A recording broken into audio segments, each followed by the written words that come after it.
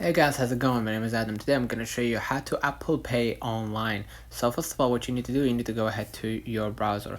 And can Apple Pay be used to pay online? You can use Apple Pay to pay off online on Safari or within apps when you see Apple Pay as a payment option.